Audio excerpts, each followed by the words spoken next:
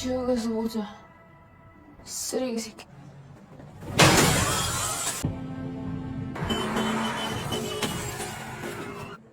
일어나. 제2 날 지켜준다고. 미안하다.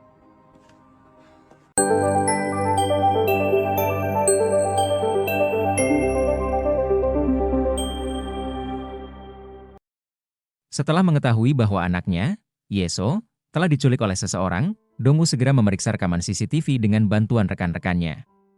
Namun, hingga saat ini, Dong-woo belum berhasil menemukan lokasi Yeso. Selain itu, ponsel Yeso benar-benar tidak dapat dihubungi dan tampaknya tidak aktif. Di sisi lain, Yeso dibawa ke sebuah tempat oleh seorang perempuan bernama Joy.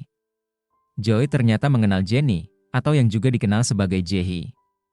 Namun, Jae-hee tidak pernah memberitahu Yeso tentang Cho-in atau tempat ini. Cho-in memutuskan untuk mengurung Yeso di lokasi tersebut dan tidak peduli meskipun Yeso terus menanyakan keberadaan Jae-hee. Suatu hari, Yeso diganggu oleh teman-temannya hingga ia bersembunyi di kamar mandi.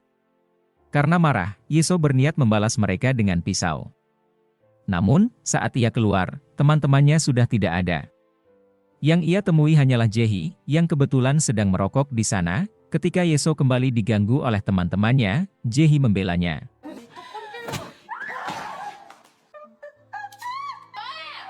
Dari situ, hubungan mereka mulai dekat, meskipun Yeso awalnya masih ragu untuk mempercayai Jae-hee sepenuhnya. Yeso meminta Jae-hee mengajarinya cara menjadi kuat dan mampu membela diri. Pada suatu hari, Yeso kembali diganggu oleh teman-temannya. Jae-hee sekali lagi membela Yeso, namun, sebuah insiden terjadi. Salah satu teman mereka menyerang Yeso dan Jae-hee. Saat Yeso menghindar, temannya secara tidak sengaja terjatuh dari atas gedung. Yeso merasa sangat bersalah dan menyalahkan dirinya atas kejadian itu, menganggap bahwa ia yang menyebabkan temannya meninggal. Namun, Jae-hee menenangkan Yeso dan mengatakan bahwa itu adalah kesalahan mereka sendiri.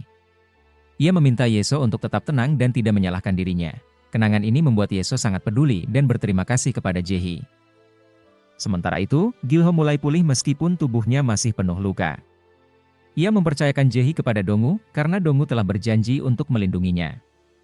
Jae-hee, yang kini dirawat di rumah sakit, akhirnya sadar. Dong-woo menanyakan tentang video yang direkam Jae-hee, video yang menjadi alasan ia terus dikejar-kejar dan hampir dibunuh.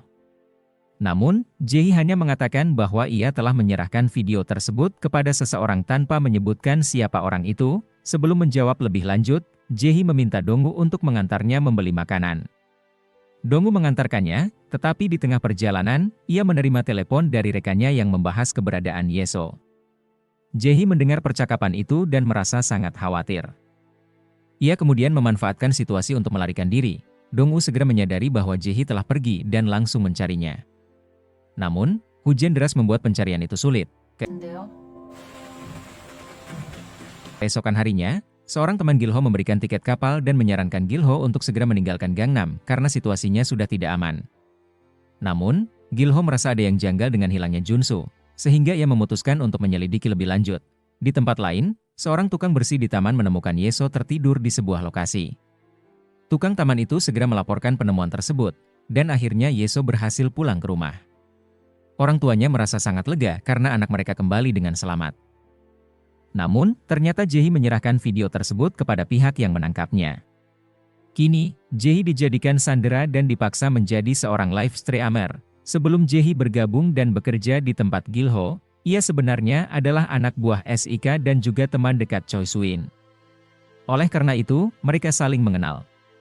Suin memberitahu Jae-hee bahwa kondisi Yeso kini sudah baik dan ia telah kembali ke rumah dengan selamat. Suin sebenarnya menyarankan Jae-hee untuk meninggalkan tempat tersebut, tetapi Jae-hee merasa tidak enak karena Suin terus membantunya.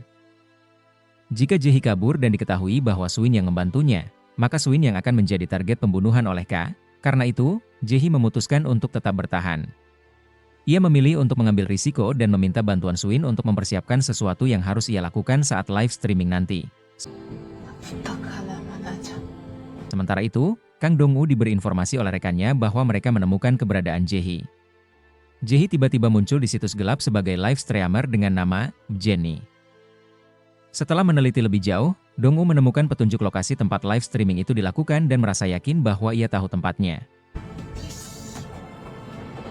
Di sisi lain, Gilho mendapatkan pesan dari Suin berupa rekaman suara yang ternyata adalah pesan terakhir dari Jae-hee. Dalam pesan tersebut, Jae-hee meminta Gilho untuk naik kapal pada malam itu. Tetapi Gilho memutuskan untuk tidak pergi dan malah mencari Jae-hee. Ketika Dongwoo sampai di lokasi, ia mulai mencari Jae-hee sambil berusaha mencegah sesuatu yang buruk terjadi. Namun, saat live streaming dimulai, Jae-hee menyapa para penggemarnya setelah sekian lama tidak muncul. Sambutan dari para penggemarnya sangat hangat, meskipun live streaming tersebut memiliki konten yang tergolong dewasa.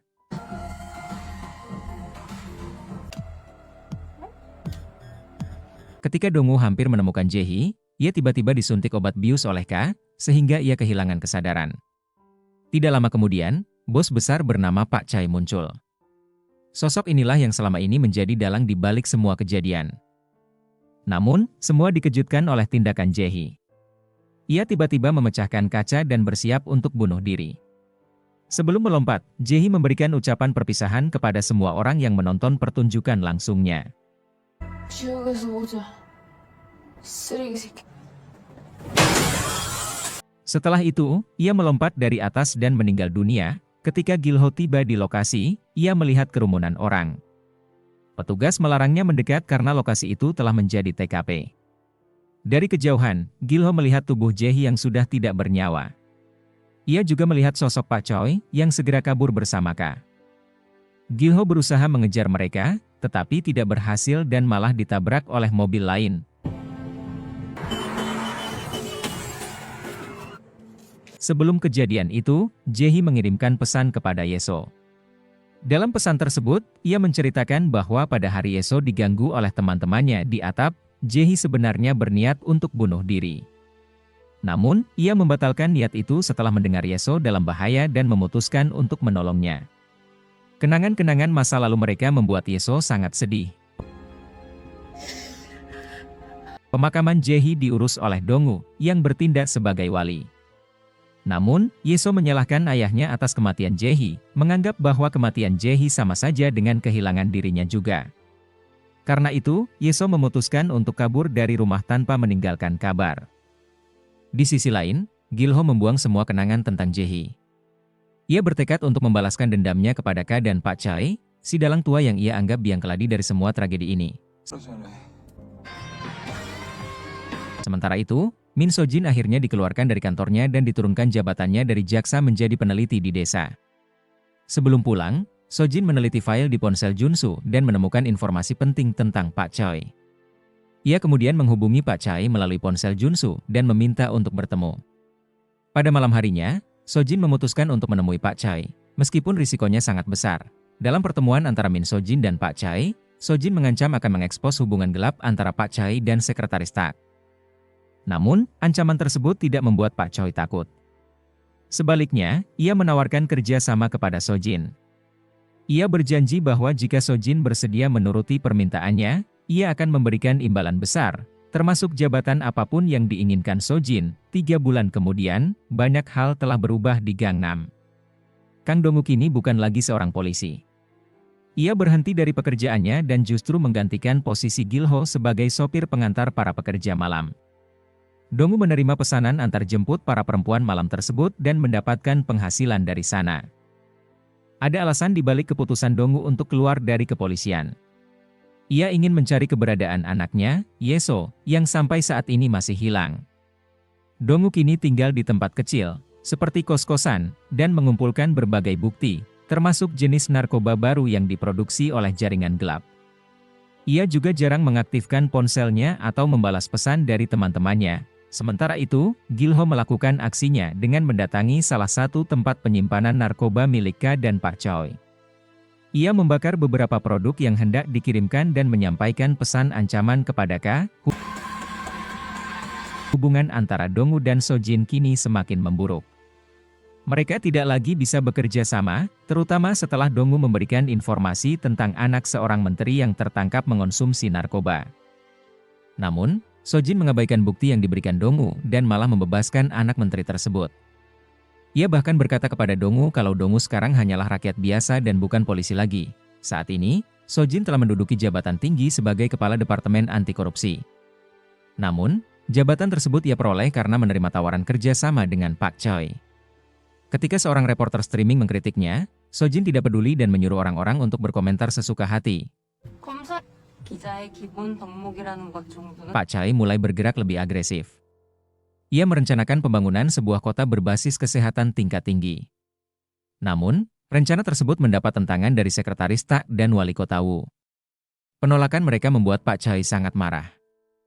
Pak Choi mengundang Sekretaris Tak untuk bertemu pada suatu malam guna membahas kesepakatan. Dalam pertemuan itu, Sekretaris Tak menuntut bagian sebesar 30% dari proyek tersebut.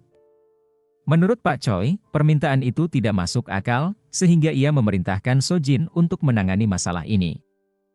Langkah pertama Sojin adalah mendatangi Wali Kota Wu dan mengancam akan mengungkap kasus korupsi yang melibatkan istrinya.